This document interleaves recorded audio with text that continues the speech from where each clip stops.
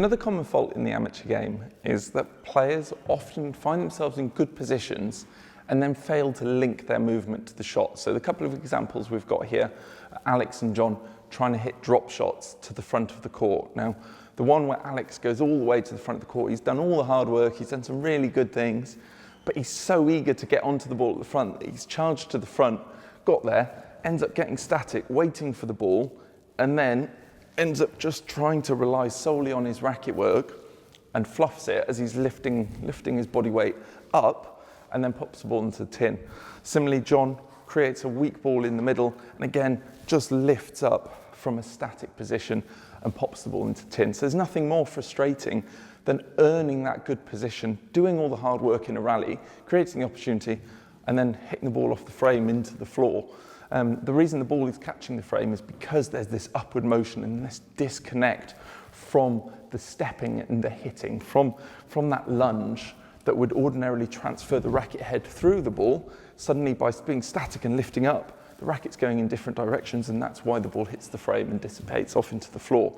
So the key thing to think about here is linking that movement to the shot. So we'll think about it in the context of the drop shot, but it definitely links to the drives and every shot we hit. We want to be stepping and hitting and linking that transfer of weight into the shot. So if we take a look at the drop shots in particular, when we play the shot, we really want to be getting down to the ball and stepping and hitting and transferring that weight into the shot. So if you look at my racket head here, even by stepping and hitting, without swinging, you'll see that the racket head is going towards the corner. So I know that I'm at least going to get the ball going in the right direction.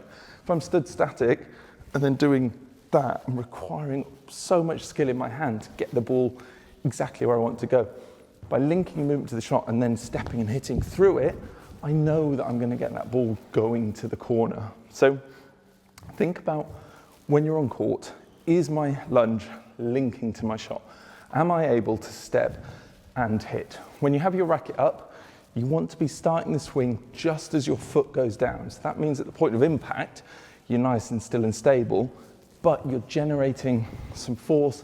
That momentum is going into the shot rather than just dissipating through the floor and relying on your hands.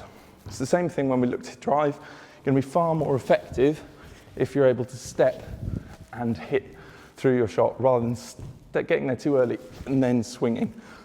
We've talked about over-rotation being an issue. If you're arriving too early and getting static and then trying to swing, your chest will naturally open up as you generate power rather than linking it all together on both the forehand and the backhand side. So if you're finding you're messing up your drop shots or you're not generating power, you're probably not linking your movement to the shot. So have a think about stepping and hitting, starting the swing as you lunge and getting some forward momentum with your swing, and you'll take the frame out of play and you'll start getting more balls